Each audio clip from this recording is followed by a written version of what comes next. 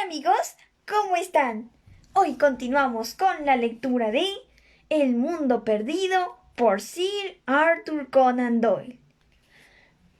Bueno, les comento que ya este es el penúltimo día, ya la otra semana terminamos el libro y terminamos también casi el año.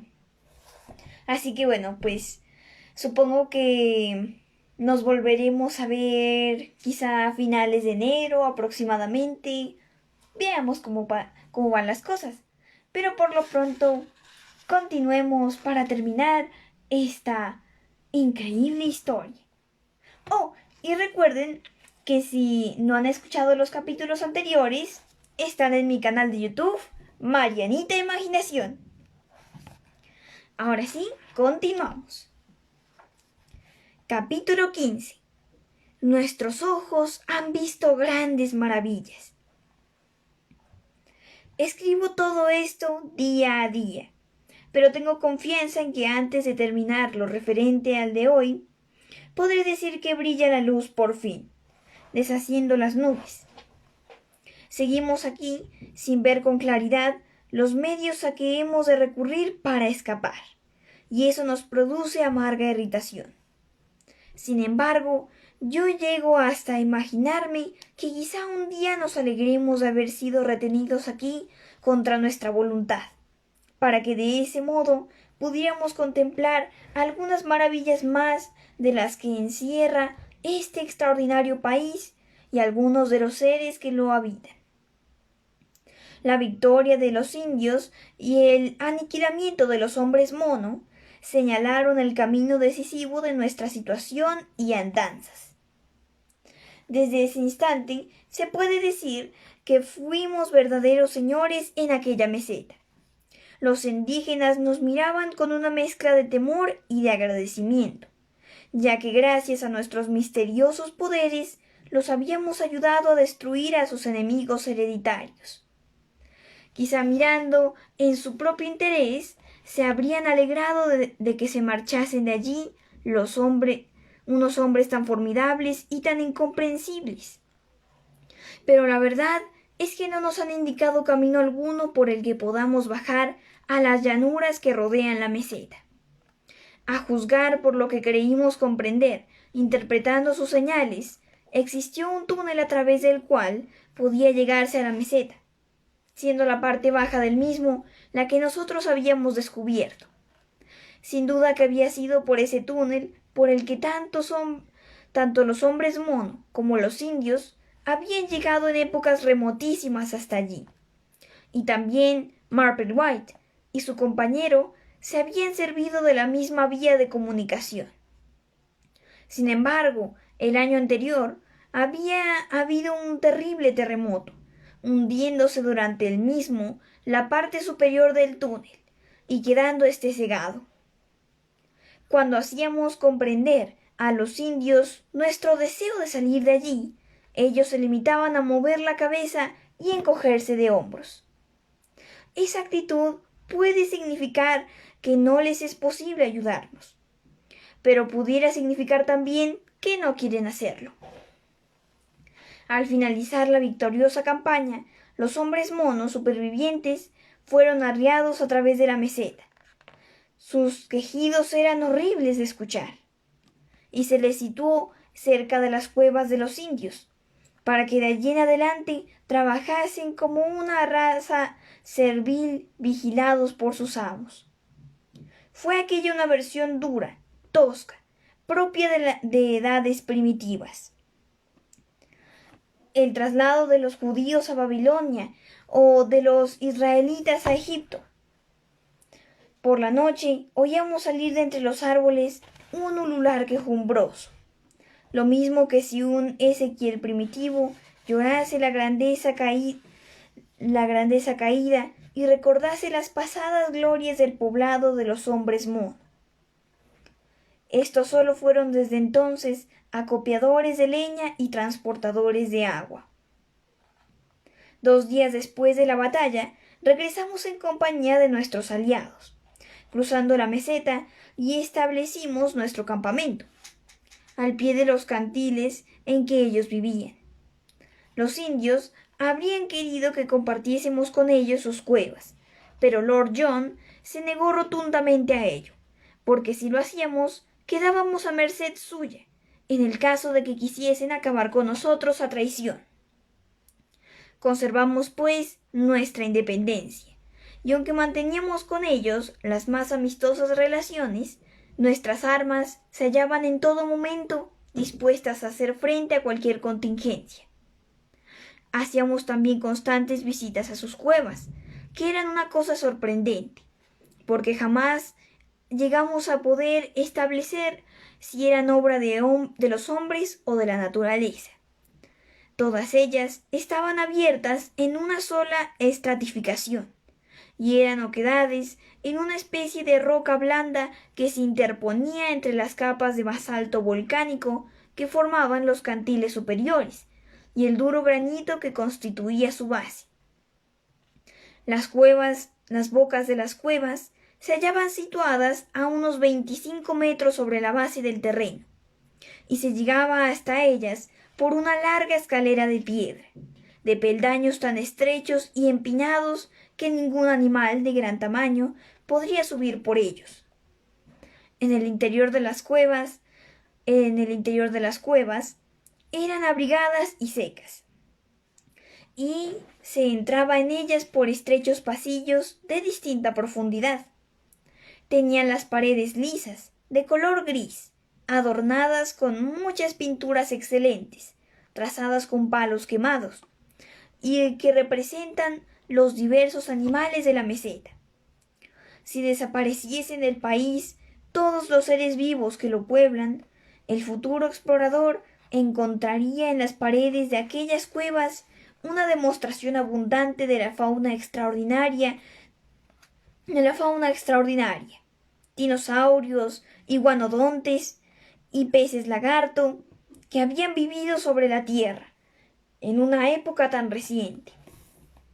Habíamos tenido ocasión de ver que los colosales iguanodontes eran explotados por sus propietarios, lo mismo que rebaños de animales domesticados, viniendo a ser simples depósitos de carne viva.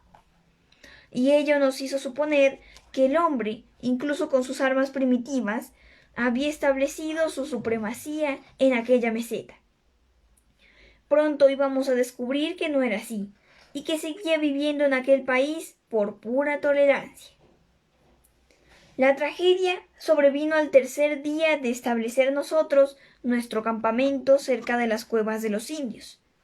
Challenger y Summerlee habían salido juntos en dirección al lago, en el que algunos de los indígenas se dedicaban bajo su dirección a arponear ejemplares de grandes lagartos. Lord John y yo nos habíamos quedado en nuestro campamento, y eran numerosos los indios desparramados por la herbosa pendiente, ocupados en distintas tareas. Resonó de pronto un grito agudo de alarma. La palabra «Stoa» salió de un centenar de gargantas. Hombres, mujeres y niños se abalanzaron desde todas las direcciones en busca de refugio, trepando como un hormiguero, escaleras arriba y metiéndose dentro de las cavernas en loca estampida. Miramos en aquella dirección y vimos que agitaban hacia nosotros los brazos desde las rocas en súplica de que corriésemos también nosotros a su refugio. Lord John y yo habíamos empuñado nuestros rifles y salimos corriendo para ver en qué consistía el peligro. Súbitamente, un grupo de 12 o 15 indios salió disparado del cinturón del bosque más cercano, huyendo como almas que lleva el diablo, persiguiéndolos de cerca. Salieron dos de aquellos monstruos espantosos que sobresaltaron nuestro campamento y que me persiguieron a mí durante mi excursión nocturna solitaria. Su forma era de sapos horrendos y avanzaban a saltos, pero su tamaño era increíble porque abultaban más que el elefante más corpulento.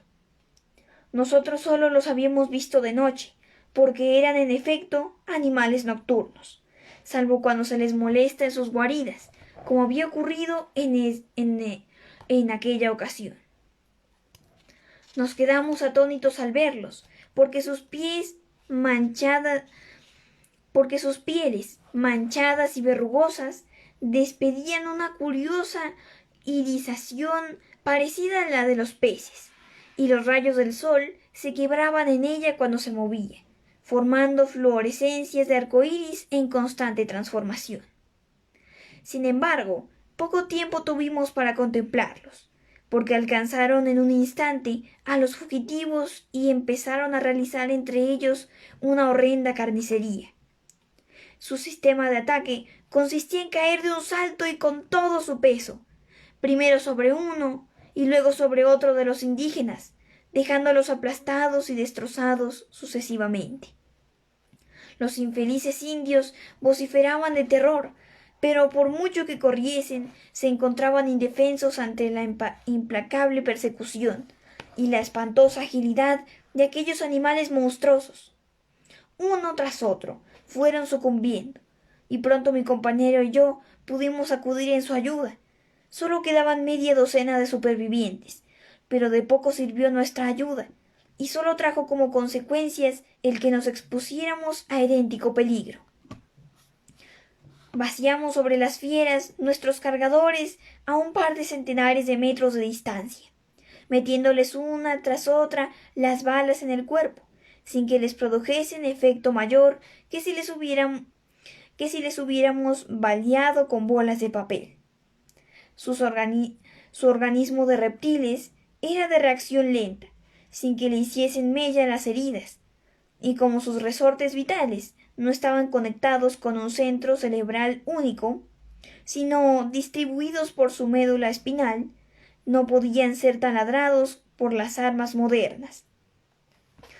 Todo lo más que conseguimos fue detener su avance, distrayéndolos con el relampagueo y el retumbo de nuestros rifles, con lo que dimos tiempo a los indígenas y tuvimos también nosotros para llegar a la escalera que nos conducía a la salvación. Pero allí, donde no sirvieron de nada las balas cónicas explosivas del siglo XX, triunfaron las flechas envenenadas de los indígenas, mojadas en jugo del estropantus y pasadas luego por la carroña podrida. Para el cazador que atacaba a esas bestias, de poco le servían esa clase de flechas, porque su acción en aquellos organismos de circulación lenta tardaba mucho en dejarse sentir, y cuando el monstruo perdía su fuerza, ya había dado alcance y matado a su atacante. Pero ahora, mientras los dos monstruos nos perseguían al pie de la escalera, los indios dispararon desde otras aberturas del cantil una nube de dardos que pasaron silbando. En unos pocos momentos los monstruos estaban erizados de flechas, y sin embargo no daban señales de dolor, sino que seguían espumajeando y pretendiendo agarrarse con sus garras, presas de la furia impotente, a los escalones que se interponían entre ellos y sus víctimas. Ascendían torpones un corto trecho, y de pronto volvían a deslizarse hasta el suelo. Pero el veneno pronto obró finalmente. Uno de los monstruos soltó un gemido profundo y retumbante, dejando caer al suelo su enorme cabeza achatada. El otro comenzó a dar saltos en círculos excéntricos, soltando gritos agudos y quejumbrosos, para luego dejarse caer entre retorcimientos de agonía que duraron algunos minutos. Por último, se quedó tieso e inmóvil. Los indios salieron en tropel de sus cuevas y bajaron por la escalera lanzando gritos de triunfo, y se pusieron a bailar una danza frenética de victoria alrededor de los cadáveres. Su júbilo llegaba a la locura, viendo que otros dos de sus más peligrosos enemigos habían sido muertos. Aquella noche trocearon los cadáveres y se los llevaron, no para comérselos, porque el veneno era todavía activo, sino para que no produjese alguna peste. Sin embargo, los enormes corazones de los reptiles, cada uno tan grande como un almohadón, quedaron allí, latiendo con lentitud y seguridad, en suaves dilataciones y contracciones, manteniendo una vida independiente y horrible. Solo al tercer día dejaron de funcionar, y aquellas horribles piltrafas quedaron inmóviles. Algún día, cuando disponga de una mesa mejor que una lata de carne en conserva y de instrumentos más eficaces que un raigón de lápiz y un último y maltrecho cuaderno, escribiré un relato más completo acerca de los indios Akala, que de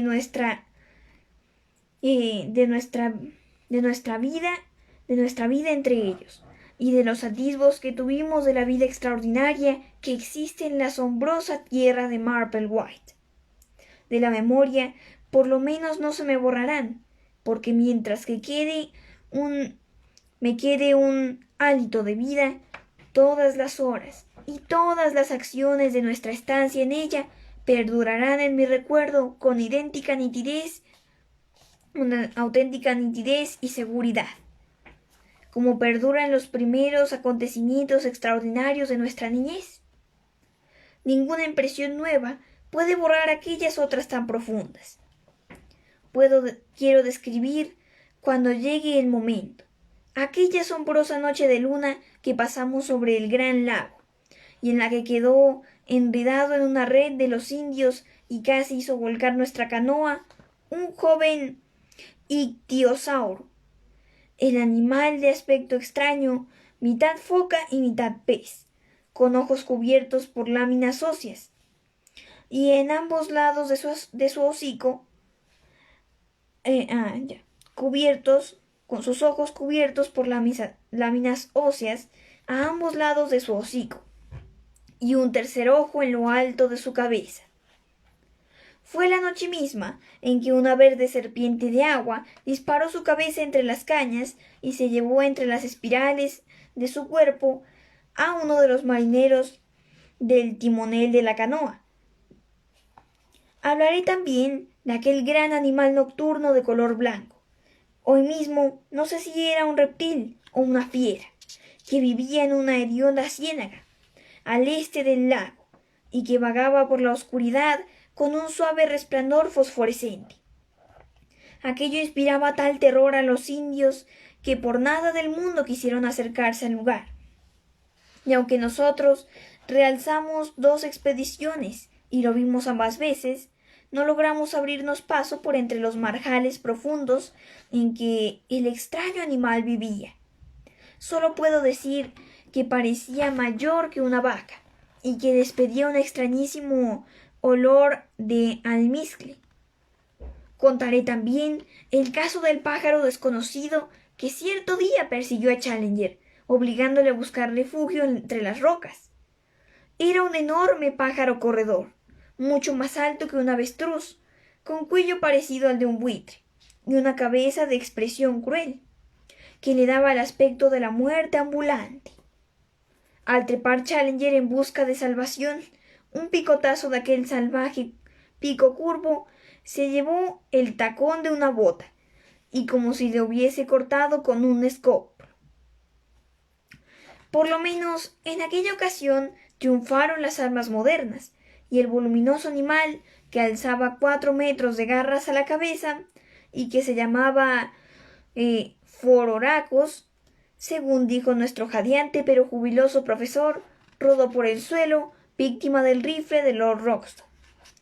Entre una conmoción de plumas agitadas y de pataleos al aire, con los ojos amarillos implacables clavándose en nosotros por entre aquel remolino.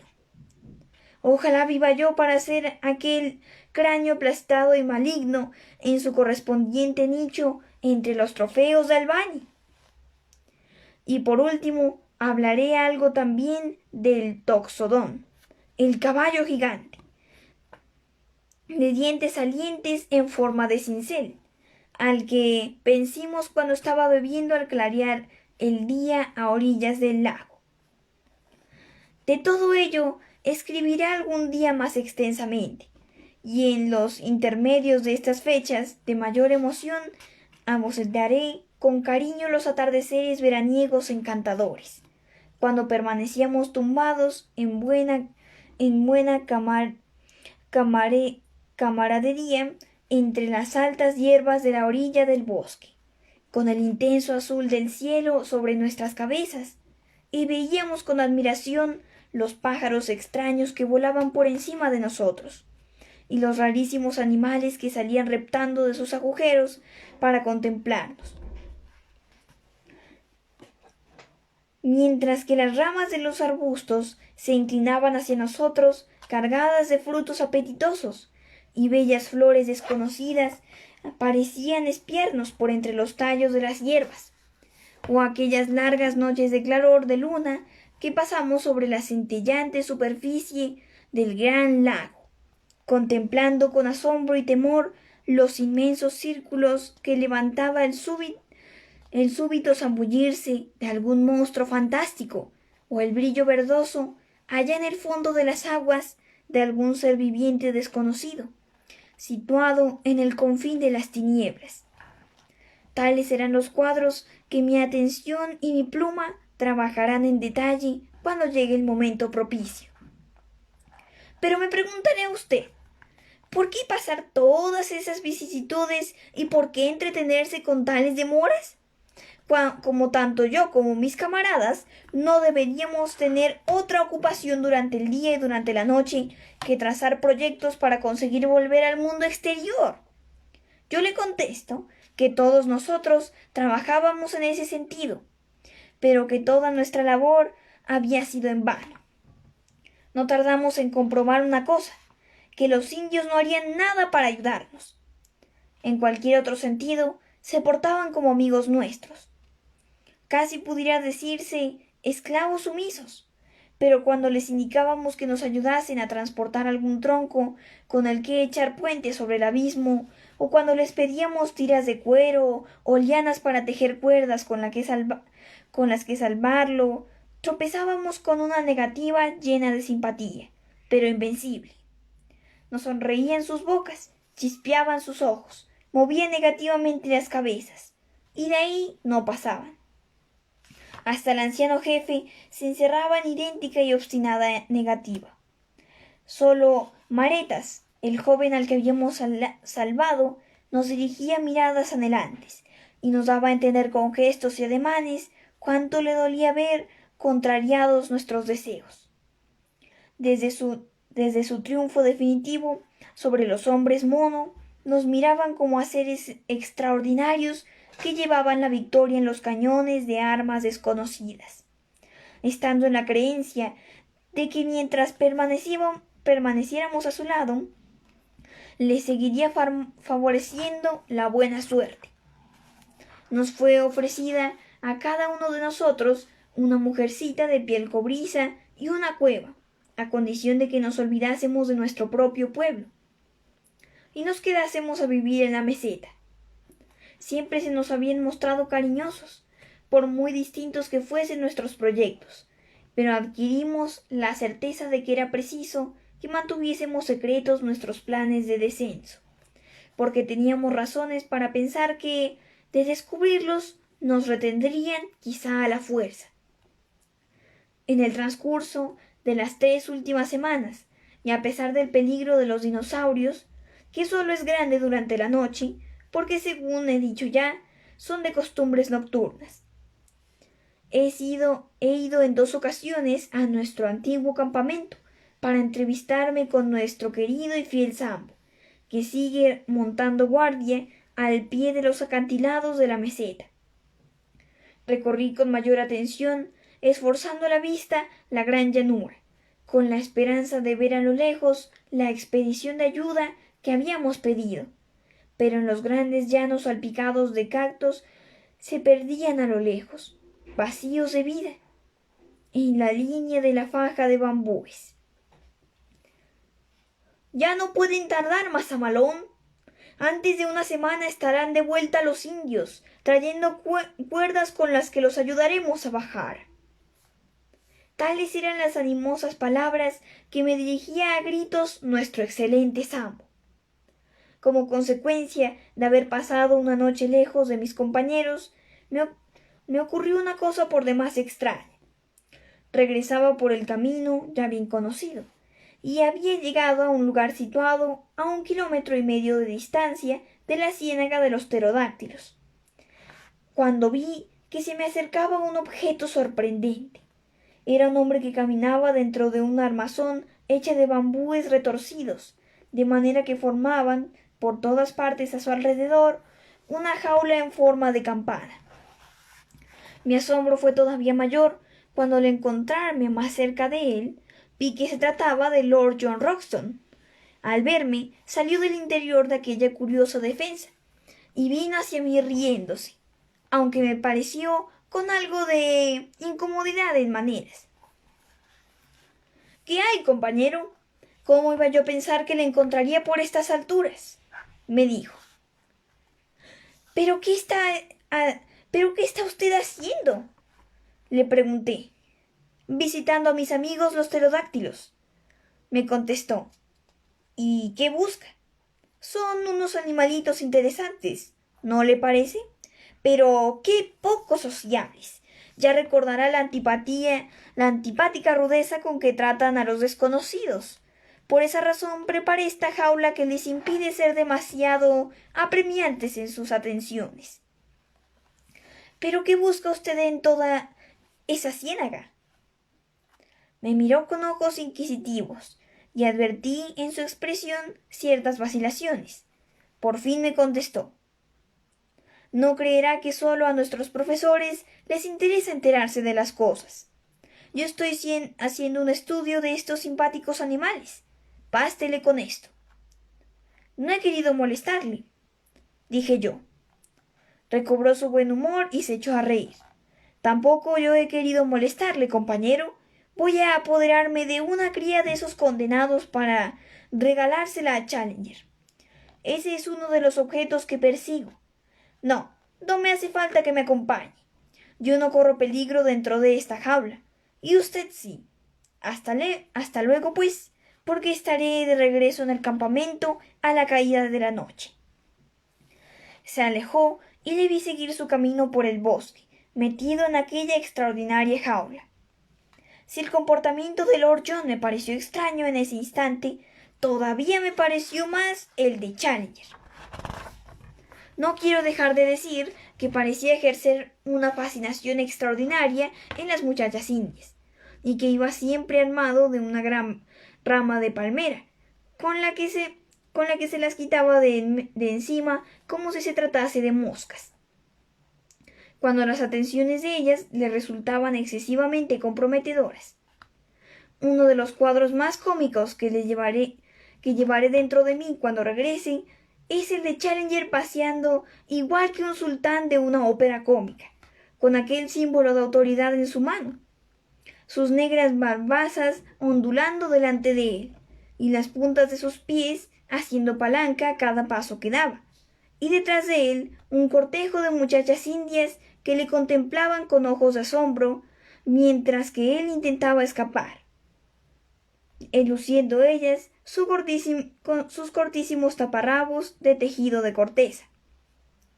Sumerly, por su parte, vivía absorto en la diversidad de insectos y de pájaros en la meseta, y pasaba todo su tiempo destripando y disecando sus ejemplares, aunque también se dedicaba bastante del mismo a insultar a Challenger, porque no nos sacaba de la difícil situación en que estábamos.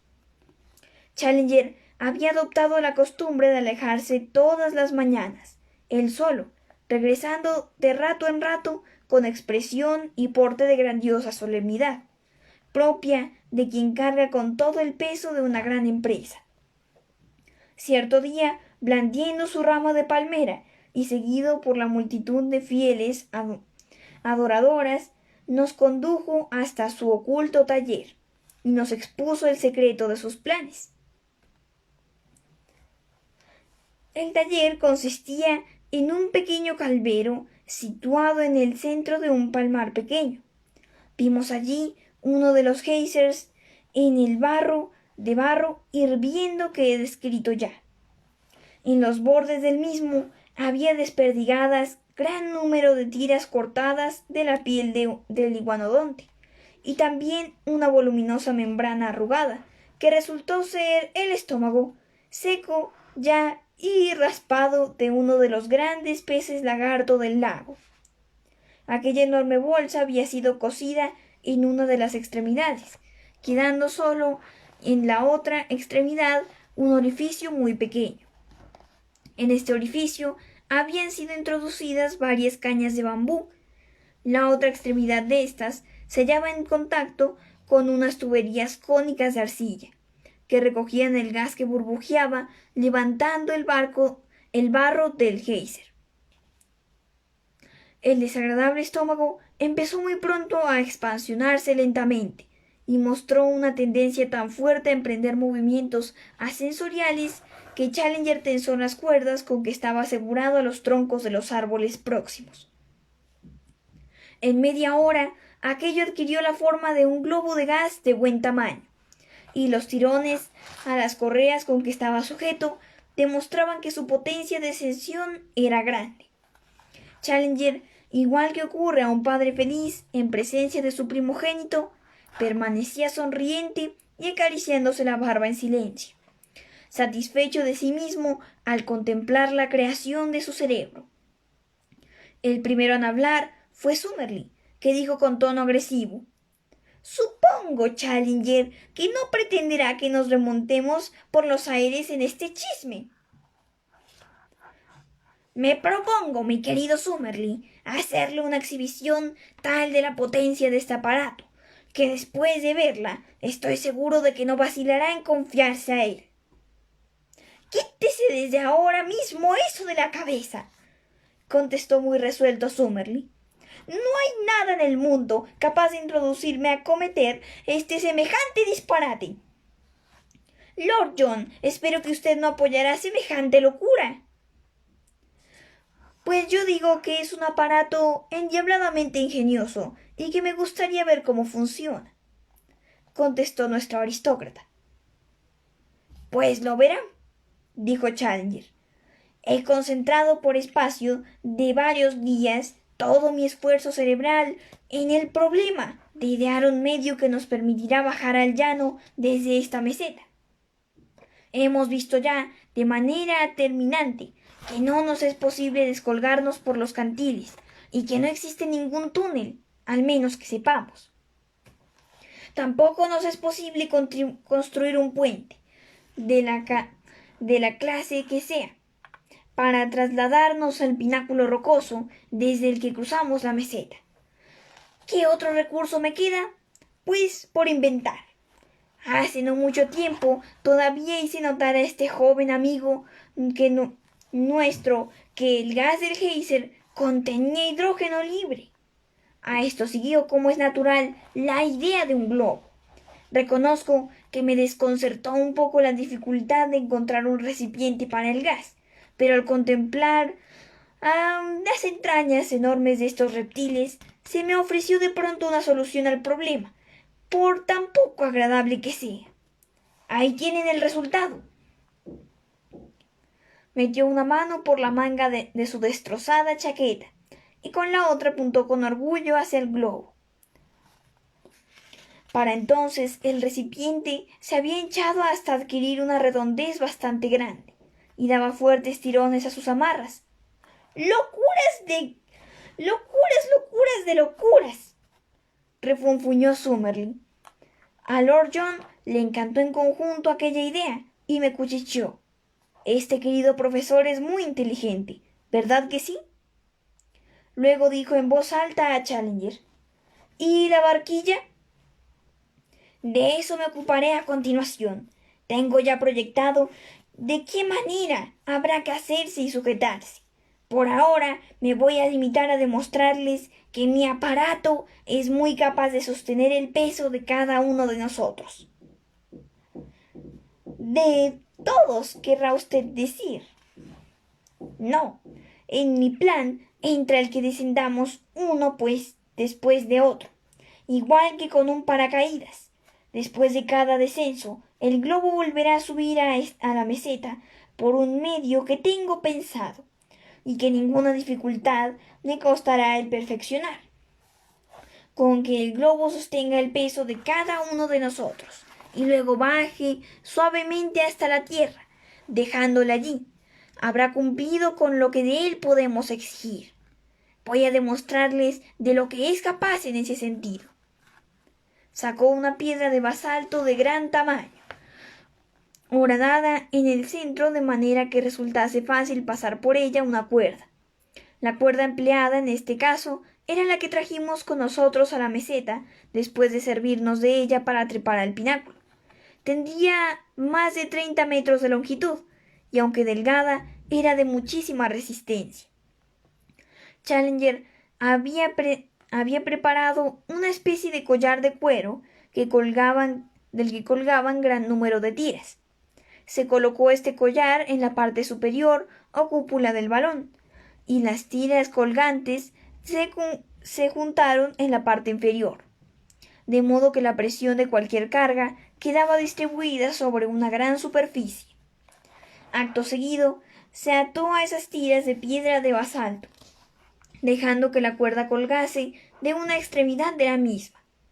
El profesor se la pasó por el brazo en 3 vueltas. Y ahora, nos dijo con una sonrisa de complacencia anticipada, voy a demostrarles la capacidad ascensional de mi globo. Al decir esto, cortó con un cuchillo las distintas amarras que lo sujetaban. Nunca se encontró una expedición en peligro más inminente de exterminio total. La dilatada membrana salió disparada hacia arriba con aterradora velocidad. Challenger perdió instantáneamente pie y fue arrastrado en alto. Yo tuve el tiempo justo para abrazarme estrechamente a la cintura de Challenger cuando ascendía por los aires, y también fue arrastrado de un tirón hacia arriba. Lord John me sujetó por las piernas con la expresión de una ballesta ratonera. Pero me di cuenta de que él también perdía pie y era arrastrado. Tuve por un instante la visión de 4 aventureros flotando como una ristra de salchichas por encima del país que habían explorado. Afortunadamente, la resistencia de la cuerda tenía un límite, y aunque no lo tenía por visto la fuerza ascensorial de aquella endiablada máquina, se oyó un fuerte chasquido y caímos en montón al suelo con las espirales de la cuerda encima de nosotros. Cuando logramos ponernos en pie, tambaleantes, distinguimos allá en las lejanías del oscuro azul del firmamento una mancha negra que no era otra cosa que la piedra de basalto que se alejaba a gran velocidad por los espacios. ¡Ha estado magnífico!, exclamó el intrépido Challenger, frotándose el brazo lastimado. La prueba ha sido completa y satisfactoria. No podía yo imaginarme por adelantado un éxito tan grande. Caballeros, yo les prometo que antes de una semana tendré preparado un globo, y pueden estar seguros que realizaremos con seguridad y comodidad la primera etapa de nuestra jornada de regreso a Inglaterra. Hasta ahora he hecho el relato de cada uno de los acontecimientos anteriores en el orden en que ocurrieron.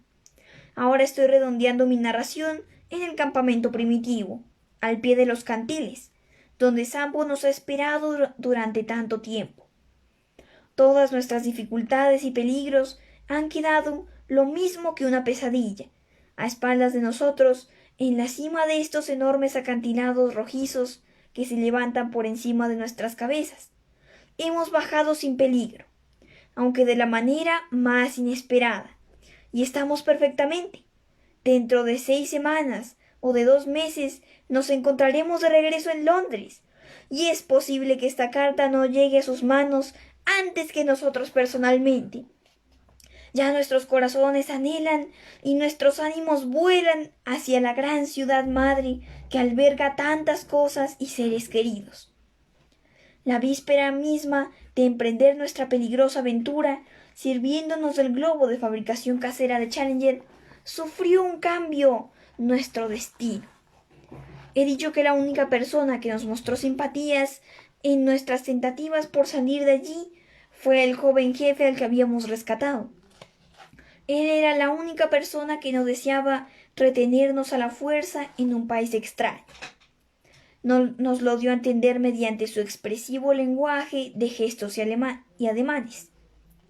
Aquella tarde, después de oscurecido, bajó a nuestro pequeño campamento y me entregó, siempre me había tratado con grandes atenciones, quizá porque era yo el de edad más próxima a la suya, un pequeño rollo de corteza de árbol.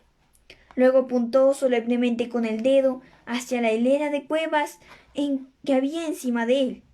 A continuación se lo llevó a los labios, dando a entender que se trataba de un secreto, y acto seguido regresó furtivamente a donde él vivía con los suyos.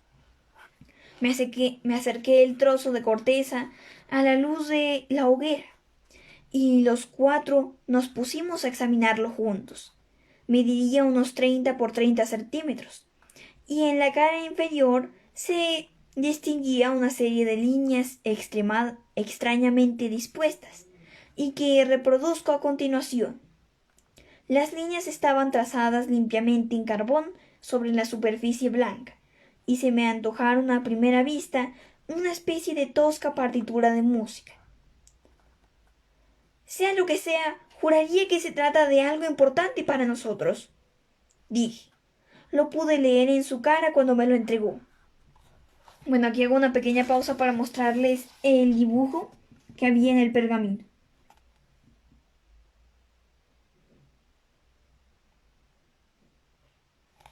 Continúo.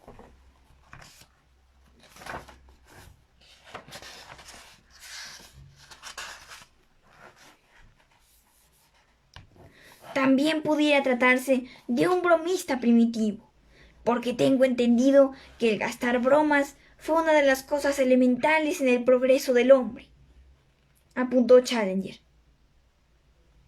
O se trata tal vez, de una clase de escritura, dijo después.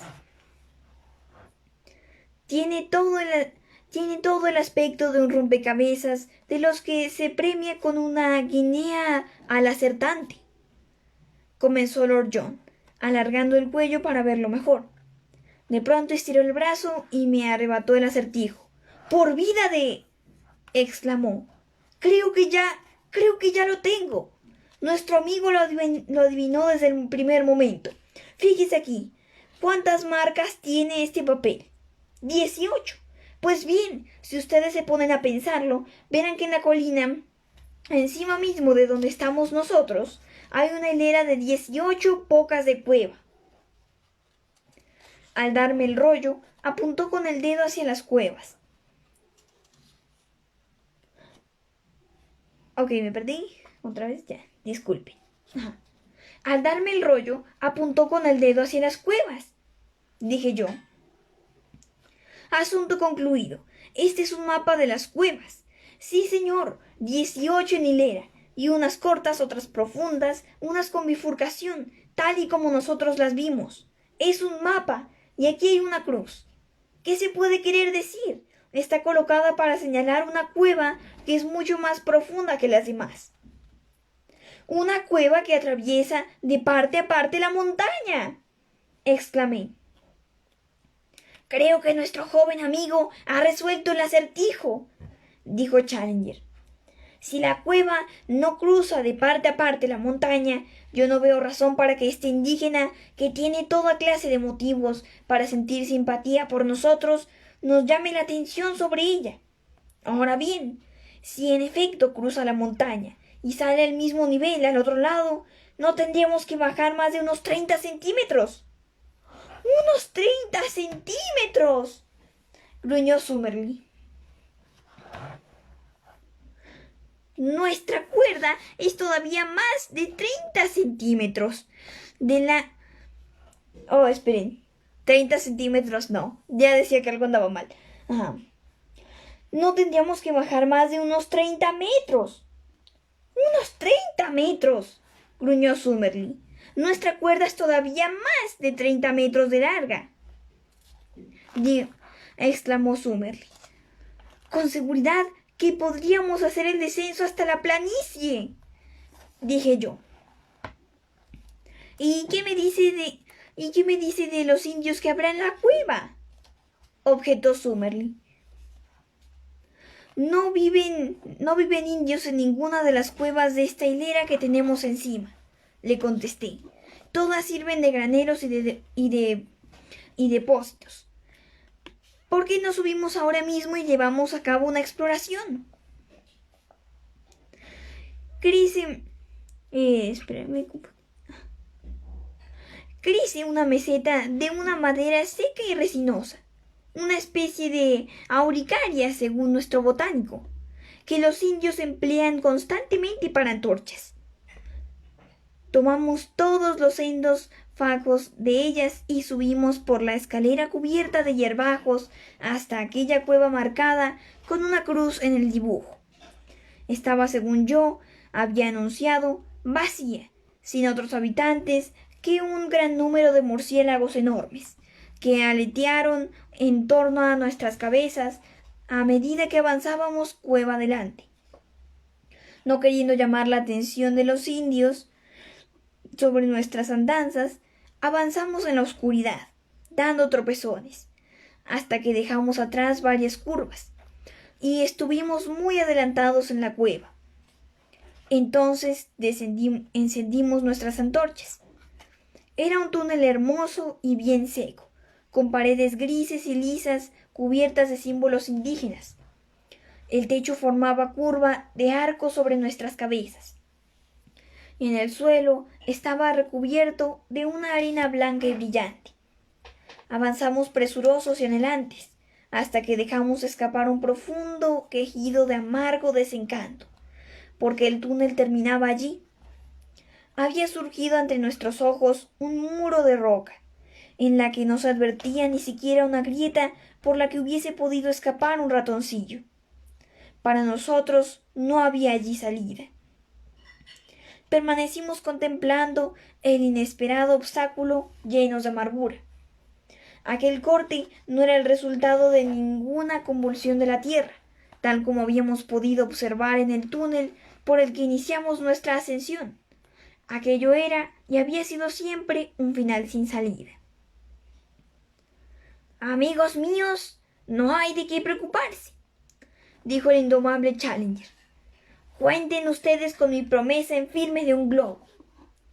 Summerlee dejó escapar un quejido.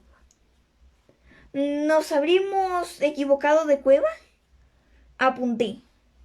Ni muchísimo menos, joven amigo, dijo Lord John, señalando con el dedo nuestro mapa. La 17, empezando por la derecha, y la segunda, contando desde la izquierda. No hay nada que hacer. Esta es la cueva.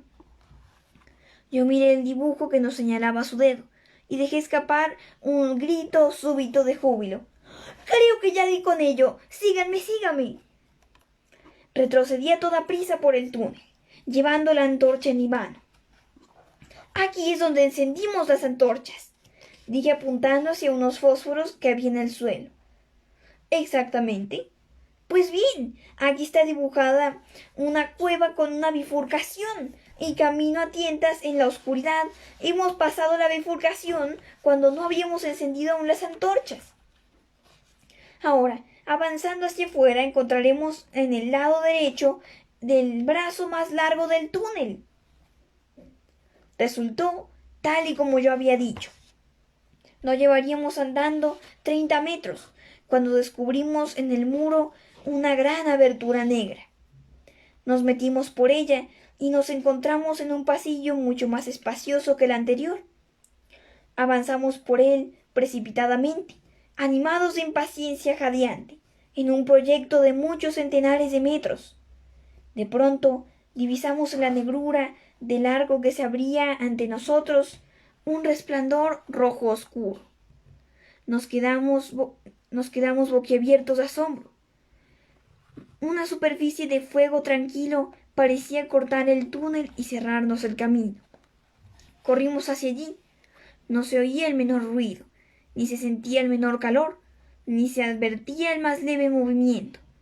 Pero aquella gran cortina luminosa seguía brillando delante de nosotros, planteando toda la cueva y convirtiendo la arena en polvo de brillantes, hasta que al acercarnos todavía más, descubrimos que tenía un borde circular. La luna por vida de, dijo Lord John. Hemos salido al otro lado, muchachos. Hemos salido al otro lado. En efecto, era la luna llena lo que brillaba frente por frente de la boca que se abría en el acantilado. Era una hendidura no mayor que una ventana, pero suficiente para nosotros, para todos nuestros propósitos. Al asomar por ella nuestras cabezas, vimos que el descenso no era muy difícil y que el suelo de la planicie no se encontraba a mucha distancia por debajo de nosotros. Nada tenía de particular que no hubiésemos descubierto desde abajo aquella abertura, porque los cantiles sobresalían por encima de ella en curva, y la ascensión parecía tan imposible que no invitaba un examen muy minucioso. Comprobamos que valiéndonos de nuestra cuerda podíamos llegar hasta abajo perfectamente, y acto seguido desanduvimos nuestro camino llenos de júbilo, regresando a nuestro campamento, dispuestos a realizar los preparativos para la noche siguiente. Teníamos que actuar con rapidez y sigilo, porque los indios eran capaces de retenernos en el último instante. Abandonaríamos allí los objetos de nuestra propiedad, salvo únicamente nuestros rifles y cartuchos. Ahora bien, Challenger tenía varias cosas pesadísimas que deseaba ardientemente llevarse con él, y de manera especial un bulto que nos dio más trabajo que todas las demás cosas, y del que no deseo hablar. El día transcurrió lentamente, pero cuando llegó la noche estábamos dispuestos para la marcha. Subimos con gran trabajo todas nuestras cosas escaleras arriba. Una vez en lo alto, nos volvimos a mirar y dirigimos un vistazo detenido y panorámico a aquel país extraordinario que yo me temo que se hará muy pronto vulgar, porque harán presa en él mismo los cazadores y buscadores de minas, pero que para todos y cada uno de nosotros era un país de fascinación y de aventura, un país en el que nos habíamos atrevido a mucho, nuestro país, como siempre lo llamaremos con cariño. A nuestra izquierda, las bocas de las cuevas proyectaban la alegría de sus rojizos resplandores en la oscuridad de la noche. Desde la pendiente que quedaba a nuestros pies, nos llegaban las voces de los indios que reían y cantaban. Más allá se extendían los bosques, y en el centro, resplandeciendo confusamente por entre la oscuridad, estaba el gran lago, que escondía en su seno monstruos sorprendentes. Mientras mirábamos, retembló lentamente en la oscuridad un grito agudo y restellante, la llamada de algún fantástico animal. Era aquella la voz misma de la tierra de Marple White, que nos daba su adiós. Nos volvimos y nos zambullimos en la cueva, que representaba para nosotros el camino hacia la patria. 2 horas después, nosotros, nuestros bultos y todo lo que poseíamos, nos encontramos al pie del gran acantilado. Las únicas dificultades nos las proporcionó el equipaje de Challenger. Dejamos todo en el lugar mismo de nuestro descenso y marchamos inmediatamente hacia el campamento de Sambo. Llegamos al mismo a las primeras horas de la madrugada, encontrándonos con gran asombro nuestro, no con una hoguera, sino con una docena de ellas en la llanura. Había llegado la expedición de socorro. Eran 20 indios ribereños, provistos de piquetes, cuerdas y todo cuanto podía resultar útil para tender un puente sobre el abismo. Ahora por lo menos no encontraremos dificultad alguna para el transporte de nuestros equipajes, cuando emprendamos mañana el camino de regreso hasta el Amazonas. Y como final, cierro este relato en un estado de ánimo humilde y lleno de gratitud. Nuestros ojos han visto grandes maravillas, y nuestras almas están purificadas por todo lo que hemos sufrido. Cada uno de nosotros es, a su modo, un hombre mejor y más reflexivo. Quizá cuando lleguemos a Pará nos detengamos allí a fin de equiparnos nuevamente. En ese caso, esta carta llegará a usted por el correo anterior al que nos llevará a nosotros. En caso contrario, llegará a Londres el mismo día que nosotros. En cualquiera de los dos casos, mi querido McArdle, confío en que podré estrechar pronto su mano. Bueno, pues este fue el penúltimo capítulo. Ya la otra semana 29 terminamos esta historia que pues va por buen rumbo porque ya sabemos que ya han salido de la meseta. Y bueno, espero que hayan disfrutado muchísimo. Y bueno, a todos una muy feliz... Oh, esperen. Antes, les explico la actividad rápidamente. Aquí mismo en Facebook hay un archivo y pues se trata de una hoja con dos imágenes. Se ven muy parecidas seguramente, pero no son iguales. La idea es que ustedes encuentren sus diferencias. Y bueno, espero que también disfruten mucho su actividad. Ahora sí, pues, felices fiestas para todos, feliz Navidad, que sean muy felices, que este sea un feliz fin de año, incluso para quienes no celebren, por ejemplo, la Navidad, pues también que sean épocas felices. Y nos vemos la próxima semana, por última vez este año. Y nos vemos a la próxima. ¡Adiós!